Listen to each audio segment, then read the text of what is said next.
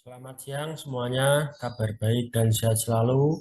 Marilah kita panjatkan puji dan syukur pada Tuhan atas kesehatan dan rahmat yang telah diberikan kepada kita. Perkenalkan, nama saya Vincentius Daniel Dewayana. Saya merupakan mahasiswa S1 Akuntansi di Universitas Tekubang Semarang dengan NIM 2205526003. Nah, pada kesempatan pada hari ini, nanti kelompok kami akan mempresentasikan materi mengenai konfirmasi eksternal yang bersumber dari Standar Audit nomor 505 yang telah direvisi pada tahun 2021. Nah, salah satu tujuan dari presentasi ini adalah sebagai tugas dari ujian tengah semester untuk mata kuliah pengauditan 2 yang diampu oleh Bapak Arif Himawan. Untuk ruang lingkup yang akan kami presentasikan nanti, secara garis besar ada definisi yang pertama, yang kedua prosedur dari konfirmasi itu sendiri, lalu yang ketiga penolakan manajemen untuk mengizinkan auditor mengirimkan permintaan konfirmasi, yang keempat hasil prosedur konfirmasi eksternal, dan yang kelima konfirmasi negatif. Baik, akan saya mulai.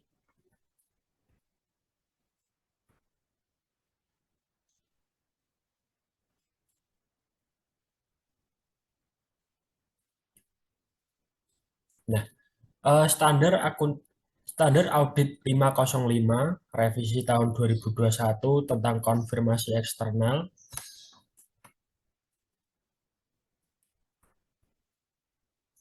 telah disetujui oleh Dewan Standar Profesional Akuntan Publik 1 pada tanggal 31 Juli 2021. Dan standar audit ini sudah berlaku efektif untuk audit atas laporan keuangan untuk periode yang dimulai atau setelah tanggal 1 Januari 2022. Standar audit ini mengatur tentang penggunaan prosedur konfirmasi eksternal oleh auditor untuk memperoleh bukti audit berdasarkan standar audit nomor 330 revisi 2021 dan standar audit 500 revisi 2021. Hal ini tidak ditujukan untuk meminta keterangan tentang litigasi dan klaim yang dibahas dalam standar audit 501 yang revisi pada tahun 2021. Kemudian tujuan. Tujuan auditor ketika menggunakan prosedur konfirmasi eksternal adalah untuk mendesain dan melaksanakan prosedur tersebut untuk memperoleh bukti audit yang relevan dan andal. Jadi tujuan umum dari auditor itu adalah memperoleh bukti audit yang relevan dan andal. Kemudian akan saya jelaskan beberapa definisi penting yang ada dalam standar audit 505 tentang konfirmasi eksternal ini. Yang pertama yaitu konfirmasi eksternal adalah bukti audit yang diperoleh sebagai suatu respon tertulis langsung kepada auditor dari pihak ketiga atau pihak yang dikonfirmasi, baik dalam bentuk kertas atau secara elektronik ataupun media lainnya. Selanjutnya permintaan konfirmasi positif, yaitu suatu permintaan konfirmasi kepada pihak ketiga untuk merespon secara langsung kepada auditor yang menunjukkan apakah pihak yang dikonfirmasi tersebut setuju atau tidak setuju dengan informasi yang terdapat dalam permintaan konfirmasi atau penyediaan informasi yang diminta. Nah, selanjutnya adalah permintaan konfirmasi negatif, yaitu suatu permintaan konfirmasi pada pihak ketiga untuk merespon secara langsung pada auditor hanya jika pihak yang dikonfirmasi tidak setuju dengan informasi yang terdapat dalam permintaan konfirmasi. Kemudian tanpa respon, yaitu suatu kegagalan dari pihak yang dikonfirmasi untuk merespons sebagian atau secara penuh terhadap permintaan konfirmasi positif atau sebuah permintaan konfirmasi yang kembali karena tidak sampai ke tangan pihak yang dikonfirmasi. Selanjutnya, penyimpangan merupakan suatu respon yang menunjukkan perbedaan antara informasi yang diminta untuk dikonfirmasikan atau informasi yang terdapat dalam catatan entitas dengan informasi yang disediakan oleh pihak yang dikonfirmasi. Kemudian masuk ke eh, pembahasan materi selanjutnya, yaitu prosedur konfirmasi eksternal. Nah, ketika prosedur konfirmasi eksternal ini digunakan, seorang auditor harus tetap menjaga pengendalian atas permintaan konfirmasi eksternal, yang termasuk beberapa poin berikut ini. Yang pertama, menentukan informasi yang dikonfirmasi atau yang diminta. Yang kedua, memilih pihak yang tepat untuk dikonfirmasi. Yang ketiga, mendesain permintaan konfirmasi. Lalu yang keempat, menindaklanjuti permintaan konfirmasi. Nah, selanjutnya akan saya bahas mengenai eh, empat prosedur berikut ini. Yang pertama, menentukan informasi yang dikonfirmasi atau yang diminta. Prosedur konfirmasi eksternal seringkali dilakukan untuk mengkonfirmasi atau meminta informasi tentang saldo akun dan unsurnya. Konfirmasi dapat juga digunakan untuk mengkonfirmasi ketentuan dalam perjanjian, kontrak, atau transaksi antara entitas dengan pihak lain, atau untuk mengkonfirmasi tidak adanya kondisi tertentu, seperti perjanjian tambahan atau biasa yang disebut side agreement. Lalu yang kedua, meminta pihak yang tepat untuk dikonfirmasi. Maaf, maksud saya memilih pihak yang tepat untuk dikonfirmasi. Jadi respons atas permintaan konfirmasi ini merupakan bukti audit yang lebih relevan dan andal. Pengguna permintaan konfirmasi dikirimkan kepada pihak yang dikonfirmasi, yang diyakini oleh auditor mengetahui tentang informasi yang dikonfirmasi.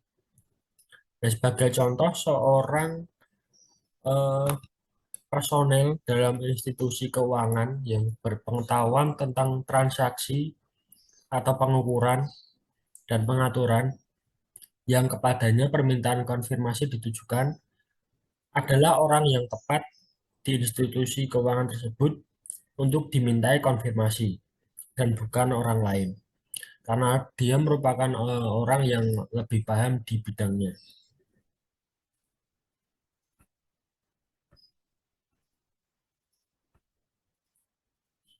Kemudian yang ketiga, mendesain permintaan konfirmasi. Format dari permintaan konfirmasi ini dapat secara langsung mempengaruhi tingkat respons konfirmasi, keandalan, dan sifat dari bukti audit yang diperoleh dari respons. Faktor yang dipertimbangkan pada saat mendesain permintaan konfirmasi mencakup beberapa poin berikut ini. Yang pertama, asersi yang ingin dituju. Kemudian, resiko kesalahan penyajian material yang teridentifikasi spesifik, termasuk resiko kecurangan. Selanjutnya, susunan dan penyajian permintaan konfirmasi. Lalu pengalaman sebelumnya tentang audit atau perikatan serupa. Dan metode komunikasi. Dan sebagai contoh dalam bentuk kertas kerja, elektronik, atau bisa juga dengan media lainnya. Lalu otorisasi manajemen atau dorongan pada pihak yang dikonfirmasi untuk merespon pada auditor. Pihak yang dikonfirmasi hanya akan bersedia untuk merespon permintaan konfirmasi yang berisi otorisasi manajemen. Jadi apabila manajemen tidak memberikan otorisasi, maka pihak ketiga yang dimintai konfirmasi juga akan merasa enggan untuk membalas konfirmasi tersebut. Sebagai contoh saja, kalau seorang auditor itu meminta konfirmasi bank, maka harus ada tanda tangan dari manajemen atau direksi perusahaan tersebut, sehingga sebagai otentikasi atau bukti bahwa manajemen setelah menyetujui bahwa konfirmasi itu pantas untuk dikirim dan benar adanya. Lalu kemampuan pihak yang dikonfirmasi untuk merespons atau menyediakan informasi yang diminta. Sebagai contoh, jumlah faktur secara individual dibandingkan dengan total saldo. Nah, sebuah permintaan konfirmasi eksternal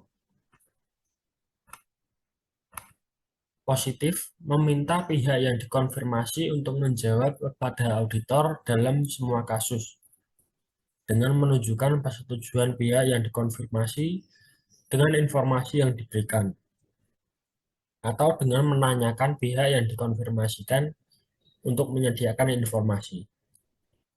Suatu respon terhadap sebuah permintaan konfirmasi positif biasanya diharapkan sebagai bukti audit yang andal.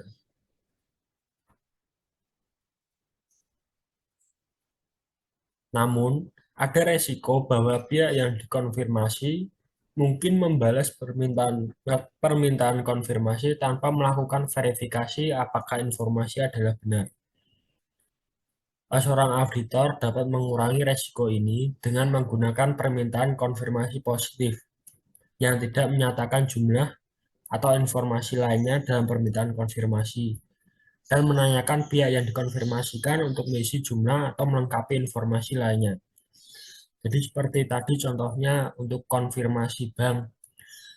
Jadi auditor dalam melakukan konfirmasi bank itu pasti tidak memberikan atau menyatakan jumlah saldo yang dimiliki oleh klien tersebut. Jadi pihak bank sendiri yang nantinya akan mengisi jumlah tersebut, baik itu di bagian debit maupun di bagian kredit sesuai dengan saldo yang dimiliki oleh klien tersebut. Dan sebagai auditor, nanti setelah kita mendapatkan konfirmasi itu, kita bisa membandingkan apakah hasil dari konfirmasi tersebut sudah sesuai dengan saldo pada buku besar klien ataupun laporan keuangan klien. Oke, untuk pembahasan selanjutnya akan dijelaskan oleh teman saya Arnold Ega.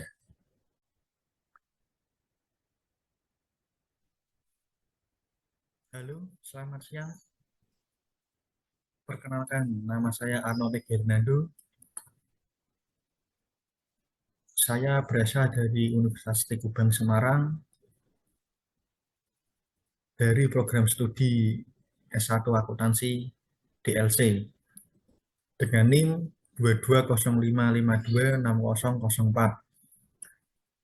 Di sini saya akan melanjutkan presentasi yang sudah dibacakan oleh teman saya Vincentius Daniel Dewayana yang tadi menjelaskan tentang konfirmasi eksternal standar audit nomor 505.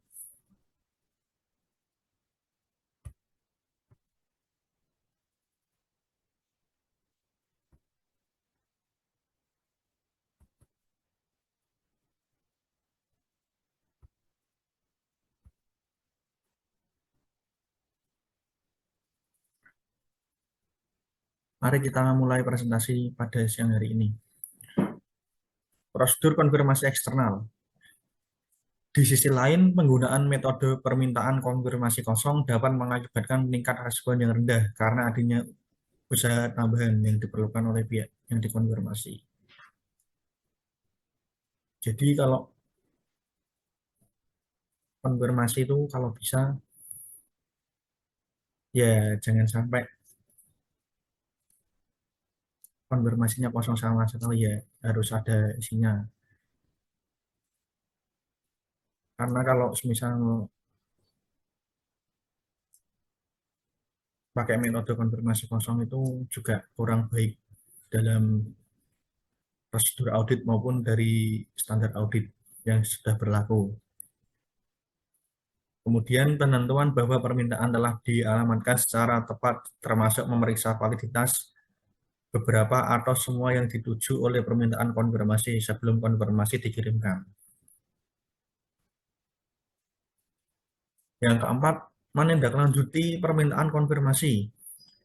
Auditor dapat mengirimkan permintaan konfirmasi tambahan pengguna jawaban untuk permintaan sebelumnya belum diterima dalam waktu yang wajar. Sebagai contoh, auditor dapat melakukannya setelah verifikasi ulang atas akurasi alamat awal, mengirimkan tambahan permintaan atau permintaan tindak lanjut. Semisal pada saat auditor melakukan proses audit, yang pertama kalau konfirmasi belum ditindaklanjuti sama yang pihak klien atau pihak luar, itu kalau sampai udah lebih dari beberapa hari, itu kalau udah melebihi target ya mau nggak mau kita harus mengirimkan atau menindaklanjuti permintaan ulang lagi ke klien.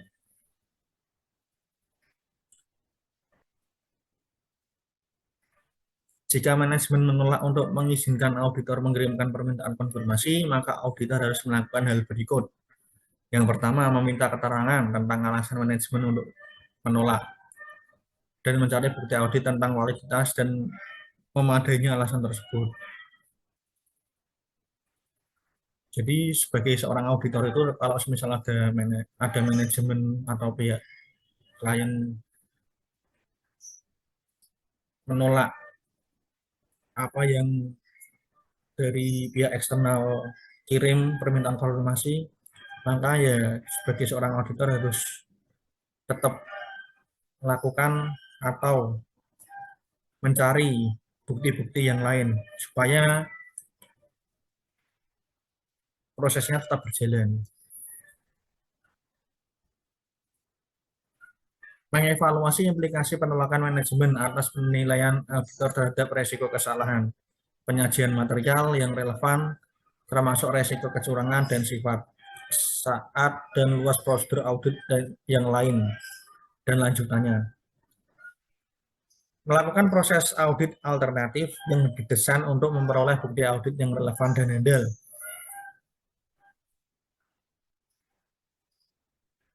Penolakan manajemen atas kewajaran atas penolakan manajemen. Auditor diharuskan untuk menanyakan alasan penolakan tersebut.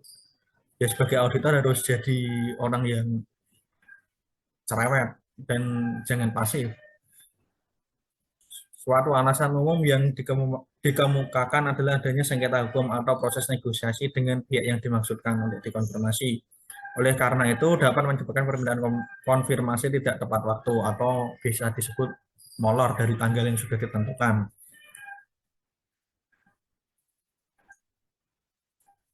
Auditor harus mencari bukti audit atas validitas dan kewajaran alasan tersebut karena resiko penolakan manajemen tersebut mungkin mengindikasikan bahwa manajemen sedang mencoba untuk menolak akses auditor ke bukti audit yang dapat mengungkapkan kecurangan atau kesalahan. Biasanya dari pihak internal itu bisa saja menutup-nutupi dari pihak eksternal untuk mendapatkan bukti-bukti yang akurat dari pihak internal.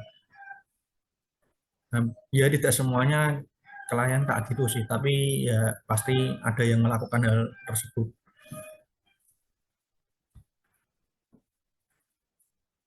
Implikasi untuk penilaian resiko kesalahan penyajian material. Auditor dapat menyimpulkan bahwa hal itu akan tepat untuk merevisi penilaian resiko kesalahan penyajian material pada tingkat asersi dan modifikasi prosedur audit yang telah direncanakan. Sebagai contoh, jika alasan manajemen meminta untuk tidak melakukan konfirmasi adalah tidak masuk akal, ini dapat mengindikasikan faktor resiko kecurangan yang membutuhkan evaluasi. Prosedur audit alternatif. Prosedur audit alternatif yang dilakukan dapat saja serupa dengan prosedur untuk dikonfirmasi yang tidak dibalas. Prosedur tersebut juga mempertimbangkan evaluasi auditor. Biasanya dari auditor itu, kalau misal dari klien masih ngeyel dan masih nggak mau mengirimkan bukti audit itu, biasanya nanti dari auditor juga mengevaluasi terhadap manajemen perusahaan tersebut, atau biasa disebut evaluasinya tuh bisa bisa jadi kayak dibikinin ML atau management letter. Ketika auditor menyimpulkan bahwa penolakan manajemen untuk mengizinkan auditor mengirimkan permintaan konfirmasi adalah tidak masuk akal, atau auditor tidak dapat memperoleh bukti audit yang relevan dan handal dari prosedur audit alternatif. Auditor harus mengkomunikasikan hal tersebut kepada pihak yang bertanggung jawab atas tata kelola berdasarkan standar audit nomor 260 revisi tahun 2021. Auditor harus juga mempertimbangkan implikasi terhadap audit dan opini auditor berdasarkan standar audit nomor 705 revisi tahun 2021. Hasil prosedur, keandalan respon terhadap permintaan konfirmasi. Ketika auditor mengidentifikasikan faktor yang menimbulkan keraguan atas keandalan respon terhadap permintaan konfirmasi, auditor harus mendapatkan bukti audit lanjutan untuk menghilangkan keraguan tersebut. Ya, kalau bisa sih sebagai auditor itu harus mendapatkan bukti yang cukup akurat untuk menghilangkan keraguan atas tindakan yang dilakukan oleh manajemen tersebut.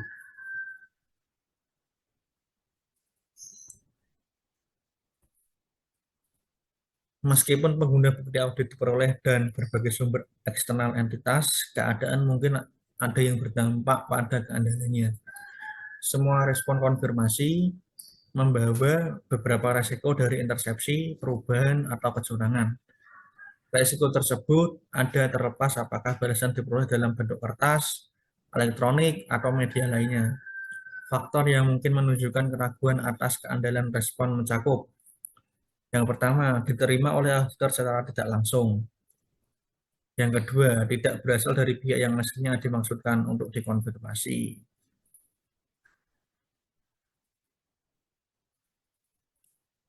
Respon yang diterima secara elektronik mengandung resiko keandalan karena pembuktian asal dan wewenang responden mungkin sulit untuk ditentukan, serta perubahannya mungkin sulit untuk dideteksi. Suatu proses konfirmasi elektronik dapat memasukkan berbagai teknik untuk validasi identitas pengirim informasi dalam format elektronik tersebut. Sebagai contoh, melalui enkripsi, tanda tangan digital, elektronik, dan prosedur untuk verifikasi keaslian situs web.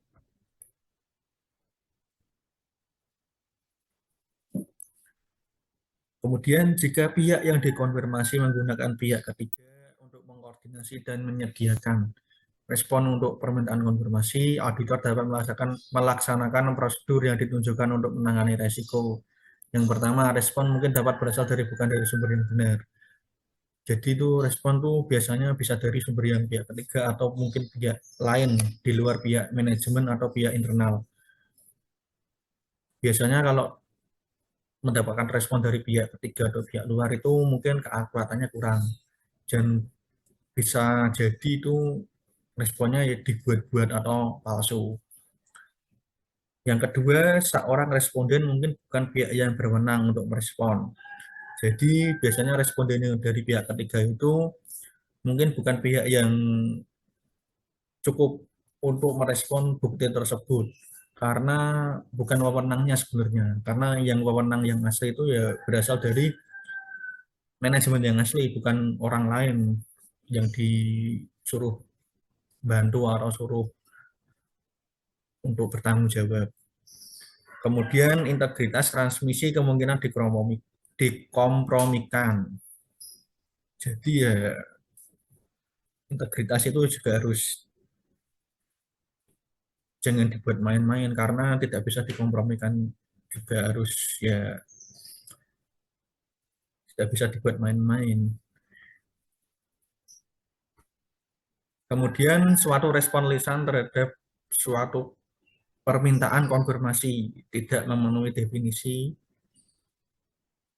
sebagai konfirmasi eksternal karena bukan merupakan respon tertulis secara langsung kepada auditor. Namun pada waktu memperoleh respon lisan atas permintaan konfirmasi, auditor mungkin dapat meminta pihak yang dikonfirmasi untuk merespon secara tertulis langsung kepada auditor. Jika respon tersebut tidak diterima, auditor mencari bukti audit lainnya untuk mendukung informasi dalam respon lisan tersebut.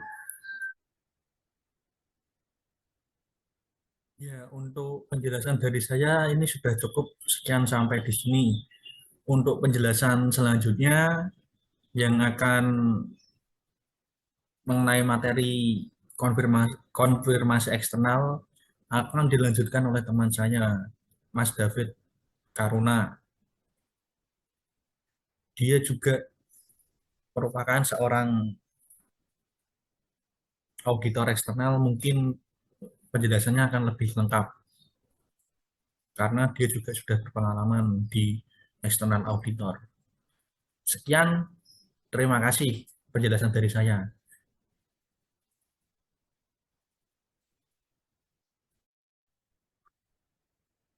Selamat siang teman-teman.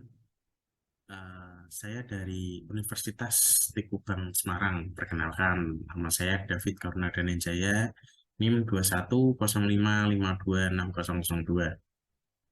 Saya di sini akan melanjutkan presentasi dari Mas Arnold Ega, di mana yang menjelaskan mengenai hasil prosedur, ya, prosedur audit. Ya, oke. Saya mau izin share screen ya, untuk menjelaskan beberapa materi yang dimana akan melanjutkan dari presentasi Mas Arnold Ega.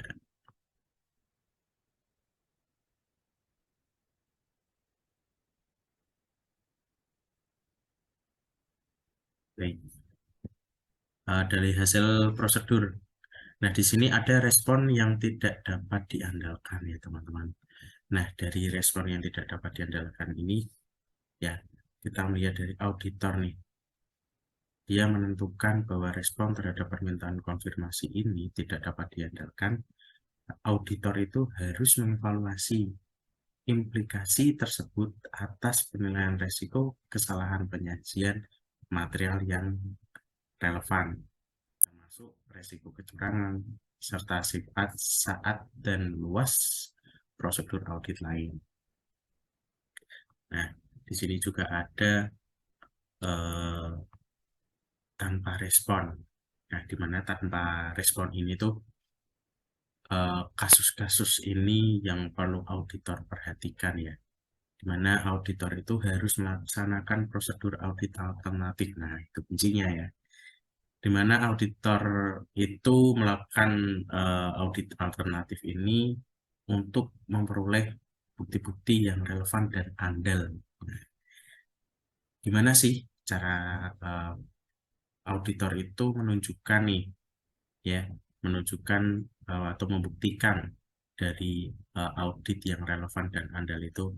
Nah, baik, ini ada contoh ya, prosedur alternatif yang dapat dilakukan oleh auditor, di mana mencakup yang pertama kita kalau konfirmasi itu yang kita konfirmasi piutang ya. Nah, di sini dalam konfirmasi akun piutang ya, jika kita tidak menerima atau tanpa ada respon nih dari konfirmasi tersebut, nah dari auditor ini melaksanakan pemeriksaan ya, pemeriksaan dari penerimaan kas khusus setelah tanggal neraca, lalu dokumen pengiriman. Nah, dokumen pengiriman dan penjualan mendekati akhir periode, lalu tidak menutup kemungkinan hanya di apa namanya pos piutang. Nah, itu kita lakukan konfirmasi itu kan tidak hanya di piutang, tapi kita lakukan juga di utang ya.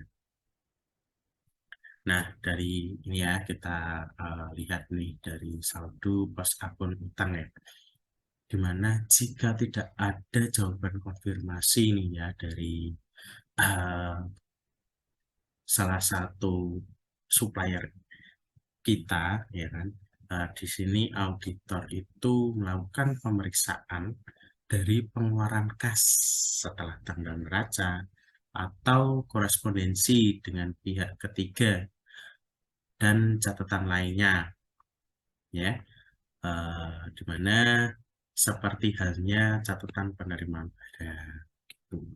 Lalu sifat dan luas prosedur audit alternatif dipengaruhi oleh akun dan asersi menimbulkan tanda tanya. Permintaan konfirmasi yang tidak dibahas dapat menunjukkan suatu risiko kesalahan penyajian, ya teman-teman. Penyajiannya itu juga penyajian material yang sebelumnya tidak teridentifikasi. Oke.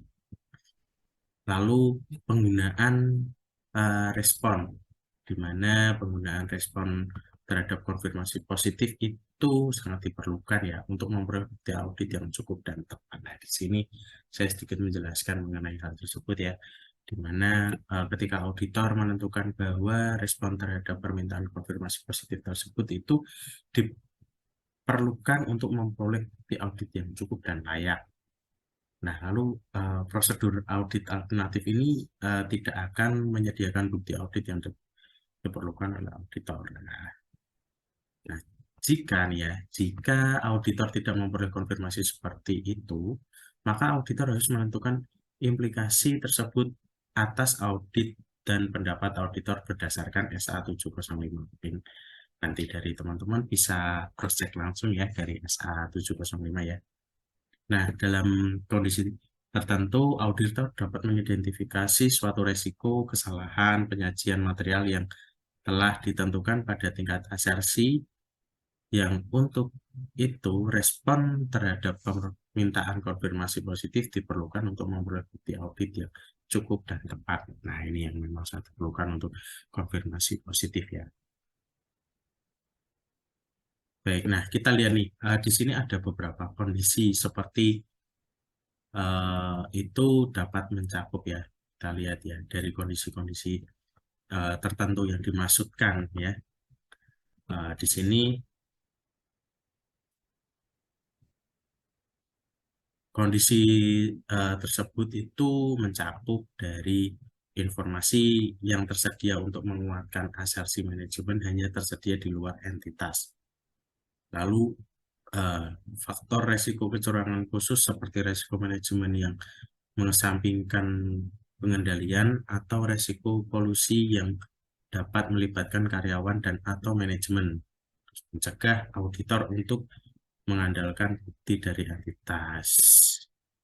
Oke, nah ini hasil prosedur yang selanjutnya mengenai penyimpangan. Oke, penyimpangan yang tercatat dalam respon terhadap permintaan konfirmasi ini dapat menunjukkan kesalahan penyajian atau potensi kesalahan penyajian dalam laporan keuangan. Nah, di mana yang dilakukan auditor ini itu harus melakukan investigasi penyimpangan untuk menentukan apakah hal itu merupakan indikasi adanya kesalahan penyajian. Oke, nah mungkin ya dari penyimpangan itu tuh menyediakan suatu panduan mungkin ya terhadap kualitas respon dari pihak yang dikonfirmasi atau untuk akun yang serupa. Penyimpangan itu mungkin dapat atau penyimpangan itu mungkin juga dapat menunjukkan suatu kekurangan atau kekurangan-kekurangan dalam pengendalian internal entitas atas pelaporan keuangan. Nah, ini beberapa penyimpangan tidak mencerminkan kesalahan penyajian sebagai contoh ya. Ini saya memberikan contoh di mana auditor dapat menyimpulkan bahwa perbedaan dalam respon terhadap permintaan konfirmasi adalah disebabkan karena saat pengukuran atau kekeliruan teknis dalam prosedur konfirmasi eksternal. Ini ya. Konfirmasi selanjutnya itu ada konfirmasi positif dan konfirmasi negatif. Nah, ini saya akan melanjutkan yang konfirmasi negatif. Kalau konfirmasi positif kan tadi sudah ya. Baik, konfirmasi negatif ini saya sedikit menjelaskan di mana bukti audit yang kurang meyakinkan dibandingkan konfirmasi positif. Oleh karena itu, auditor tidak boleh menggunakan permintaan konfirmasi negatif sebagai prosedur audit substantif ya, tunggal ya, untuk yang ditujukan untuk suatu resiko yang ditentukan kesalahan penyajian material pada tingkat asersi kecuali jika dapat semua hal sebagai berikut ya. Nah, ini auditor telah menentukan resiko kesalahan penyajian material adalah rendah dan telah memperoleh bukti audit yang cukup dan tepat efektivitas ya, di mana ketepatan itu tentang efektivitas operasi pengendalian yang relevan dengan asersi.